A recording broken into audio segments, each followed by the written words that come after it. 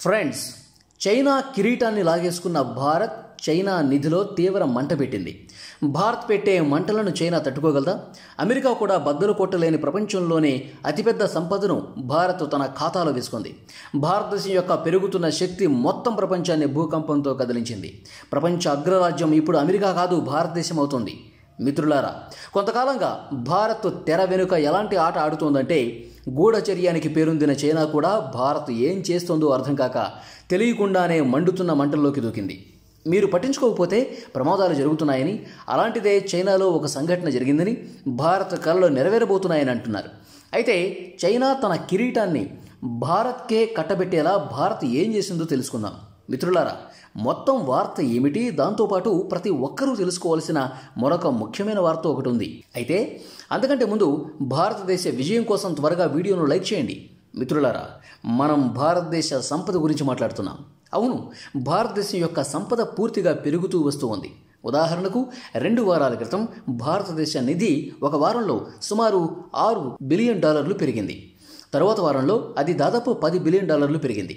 మిత్రులారా, ఈ వారం భారతీయ రిజర్వ్ బ్యాంక్ వరుసగా 4వ వారంలో భారతదేశ సంపద సుమారు $26.4 బిలియన్ పెరిగిందని ఇటీవల నివేదించారు. అంటే మీరు నమ్మలేరు.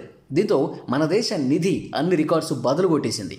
ఎందుకంటే మన బేస్ $2.4 బిలియన్ చేరుకుంది. దీంతోపాటు భారతదేశం యొక్క ఫారెక్స్ నిల్వలు, అంటే విదేశీ మారక నిల్వలు అన్ని రికార్డులను బదులు కొట్టాయి. గత నెలలో చెప్పాలంటే భారతదేశ నిధి దాదాపు $30 బిలియన్ పెరిగింది. ముఖ్యంగా చెప్పాలంటే ఆసియా అంతటా అభివృద్ధి చెందుతున్న ఆర్థిక వ్యవస్థగా పరిగణించబడుతున్న బంగ్లాదేశ్ వంటి దేశం ఒక నెలలో మన దేశం వృద్ధి చెందినంత సంపదను కలిగి లేదు. మేము ఆల్ టైమ్ హై రికార్డులను బదులు కొట్టాం. దీని గురించి గందరగోళం ఉంది. కాబట్టి ఆర్బీఐ ఇప్పుడు వివరణ ఇచ్చింది.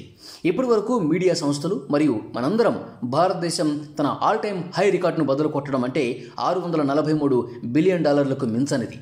దాదాపు 2.5 సంవత్సరాల క్రితం 2021లో జరిగిందని నమ్ముతున్నాం. కానీ 2021లో మన సంపద $622 బిలియన్ కాదని $645 బిలియన్ అని ఆర్బీఐ స్పష్టం చేసింది. భారత్లో విదేశీ పెట్టుబడులు రావడమే దీనికి ప్రధాన కారణం. ముఖ్యంగా భారతదేశంలో పెట్టుబడులు పెట్టే పెద్ద విదేశీ సంస్థలు బిలియన్ల డాలర్లలో పెట్టుబడులు పెట్టారు. రానున్న రోజుల్లో ఇది మరింత పెరగొచ్చని అంచనా వేస్తున్నారు. కాబట్టి భారతదేశ సంపద కేవలం కొన్ని నెలల్లో $700 బిలియన్ దాటినా కూడా అసలు ఆశ్చర్యపోవాల్సిన పని లేదు. ఇప్పుడు 2వ వార్తకు వెళదాం. నిజంగానే మిత్రులారా, ఇప్పుడు అలాంటి వార్త బయటకు వచ్చింది.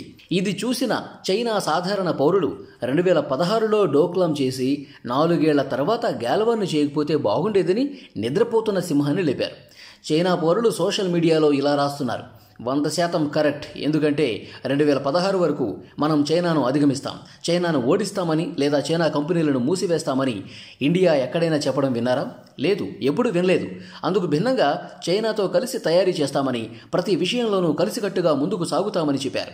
కానీ చైనా అధ్యక్షుడు జీ జిన్పింగ్ 2016లో డోక్లాం చేసి ఆ తర్వాత గ్యాల్వాన్ చేసి భారత్ను చైనాతో పోటీ పడేలా చేసి, ప్రతి విషయంలోనూ చైనాను ఓడించేలా చేసి చైనాను ఎక్కడికక్కడ మట్టి కరిపించారు. మిత్రులారా, భారతదేశంలో విదేశీ ప్రత్యక్ష పెట్టుబడులు గణనీయంగా పెరుగుతున్నాయి.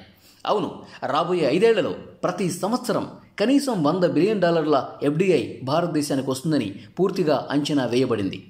అవును, ఈ $100 బిలియన్ కంటే ఎక్కువగానే మన దేశానికి పెట్టుబడులు రాబోతున్నాయి. అందువల్ల వచ్చే 5 ఏళ్లలో భారత్కు ఏడాదికి $100 బిలియన్ల చొప్పున దాదాపు $500 బిలియన్ పెట్టుబడులు వస్తాయని, ఇది దాదాపు ఖాయమని అంటున్నారు. ఇటీవల మన దేశం స్విట్జర్లాండ్, ఫిన్లాండ్, ఆస్ట్రియా మరియు ఫ్రాన్స్తో సహా 4 యూరోపియన్ దేశాల నుంచి పెట్టుబడులు ఆకర్షించింది. ఇది రాబోయే 10 సంవత్సరాల్లో భారతదేశంలో మొత్తం $100 బిలియన్ పెట్టుబడి పెట్టనుంది. అంటే ఈ 4 చిన్న యూరోపియన్ దేశాలు మాత్రమే సంవత్సరానికి $10 బిలియన్ అందజేస్తాయి. అదనంగా యుఎస్, యూకే మరియు ఇతర యూరోపియన్ దేశాలతో పాటు సౌదీ అరేబియా, యుఏఈ, ఖతార్ మరియు కువైట్ వంటి దేశాల నుంచి కూడా పెట్టుబడులు వస్తాయి. మనం $100 బిలియన్ అంచనాకు కట్టుబడి ఉన్నప్పటికీ రాబోయే 4 ఏళ్లలో భారతదేశ సంపద $1 ట్రిలియన్ అధిగమించగలదని మేధావులు అంచనా వేస్తున్నారు. ప్రస్తుతం భారతదేశం యొక్క మొత్తం విదేశీ మారక నిల్వలు $645 బిలియన్ ఉన్నాయి. అంటే $1 ట్రిలియన్ మార్కును చేరుకోవడానికి మనకు అదనంగా $350 బిలియన్ మాత్రమే అవసరం. ఎఫ్డిఐ సహాయంతో మేము ఈ టార్గెట్ను 3 నుంచి 4 సంవత్సరాల్లోపు సాధించగలం. ఎఫ్డిఐ అంటే విదేశాలలో కూర్చున్న పెట్టుబడిదారుడు భారతీయ కంపెనీలలో లేదా భారతీయ స్టాక్ మార్కెట్లో డబ్బును పెట్టుబడి పెట్టాలని కోరుకుంటాడు.